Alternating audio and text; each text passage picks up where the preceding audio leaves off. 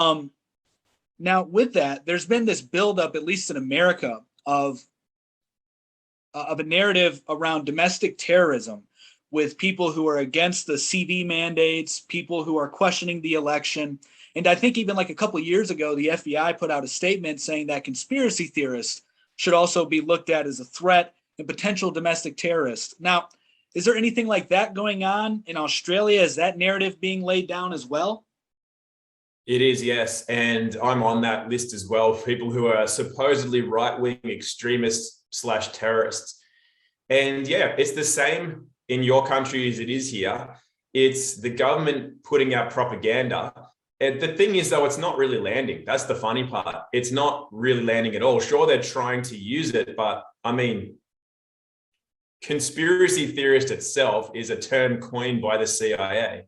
So it's something that is not, I mean, I'm sure you've been through that a lot. I've been through that a lot in interviews as well, but it's just, that's their word. They try to paint a picture and hopefully people fall in line, but it's still the element of consent has to be there for that to be in effect.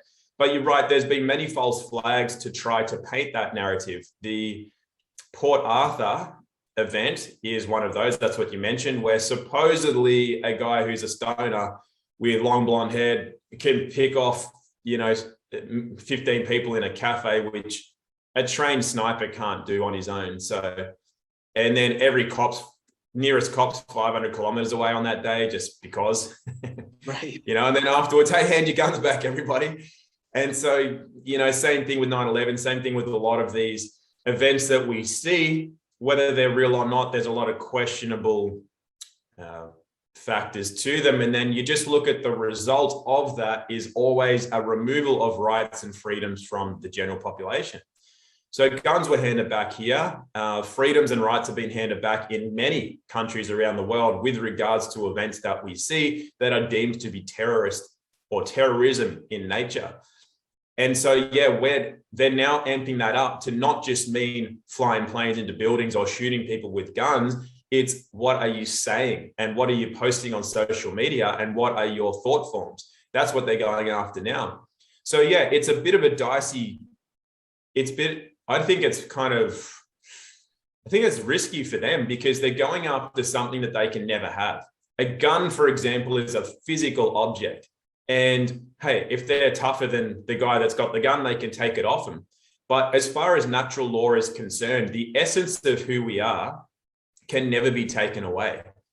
So they can do things in certain realms, but there's elements of us that are ours that they can never, ever touch. And that's the essence of who we are, our being, our values, our thoughts. Now, they can penetrate thoughts, and they do that. They've done that for a long time through the medium of story, mostly through film, television, media, storybooks, the mythology that they put into the population where they take away the real meaning of things and they put in the indoctrination and the propaganda for us as kids to then form into there. And that's where informing comes from. It's, I'm going to inform you, but that's forming in your mind a view of reality that is not necessarily yours. So they do penetrate thoughts, but the thing is that they can't actually have them. Those are ours.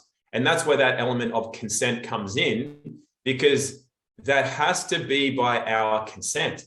We have to consent to them penetrating our thoughts or to implant thoughts or thought forms, but we have full control over that. So that's where it's a little dicey, because they have the right to do that, to put up false information, to offer for us, not make us, but to offer for us to think a certain way and therefore resonate at a certain frequency, which of course would benefit them rather than us.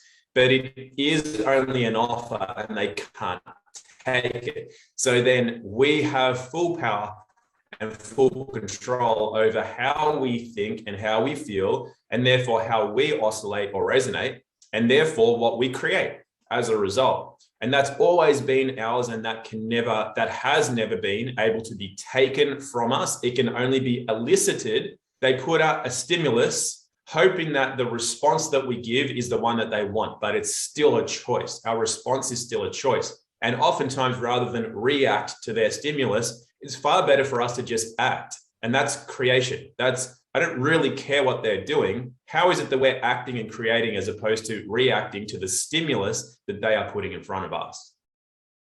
Right. And this is actually an ancient tactic. Like, I think it comes all the way back to like Plato's Noble Lie, where he talked about how you can construct like a social order through this mythology of having people. I think the way he worded it was like, you would have the kings and the emperors being like the gold medal, warriors, knights, etc., being silver, and then the commoners being bronze. And then you were born into this, and then it creates this social order, this mythology. So this is an ancient technique that's been used for a long time. And I think that you're absolutely right that it's not really working when it comes to the domestic terrorist narrative.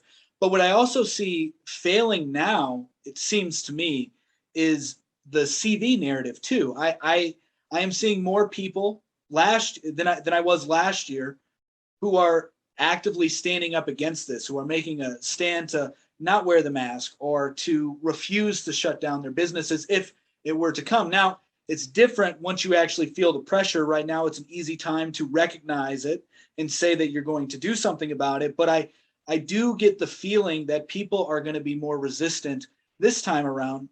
And where that leads me to believe, though, is that that's where the domestic terrorist narrative will come into play, with another false flag event to make people accept the idea of another lockdown for their safety. And then ultimately, I think this will be part of their tactic to usher people back into the cities, which they will then make smart cities, because we see this huge movement of people wanting to go off grid, wanting to at least get out of the cities.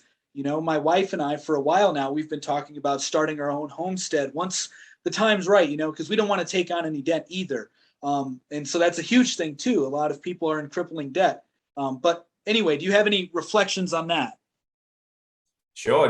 Did you see the bushfires that we had in Australia a year or 2 years ago? Yes. I think that made international news. It was all over. Mm-hmm. What that was for me is showing, there are plenty of events that happen around the world, huge weather events, and no one hears about them. The mainstream media just covers them up. Why? Why would they cover fires in Australia and put it around mainstream news all over the world? Why would they do that? So what I believe happened is they burnt down an entire corridor down the east coast of Australia. And they did that to take away the rural land and move people to the cities so that, as you just pointed out, they can create the smart cities. Not only that, but they can deem living in the bush, so to speak, to be dangerous because it's a fire hazard. So when you say a false flag event and they may be setting one up, I couldn't agree more, because as you say, so the CV narrative here is crumbling. But while they're still pushing this harder and harder and harder, and you can't do this now and you can't do that, it's a sleight of hand, right? Because what are they doing over here? To me, what I think they're doing is they're cooking up the climate change lockdowns, which, as you said, they're going to create another false flag to create further lockdowns and draconian measures. So to me, what that means is that the more people are focusing on the CV narrative and opposing it, and I've never opposed it, I just don't consent to it. Very different. I never refuse anything. I don't refuse to wear a mask. I don't refuse to get a vaccine. I don't refuse to lock down. I just say, hey, I'm happy to do those things. You show me where I'm obliged to do that. So it's a different energy. It's not a refusal. A refusal is always dishonorable, and it creates conflict or a polarity within whatever they are creating. And that's what I said before about I'm not reacting to what they're doing. I'm just acting.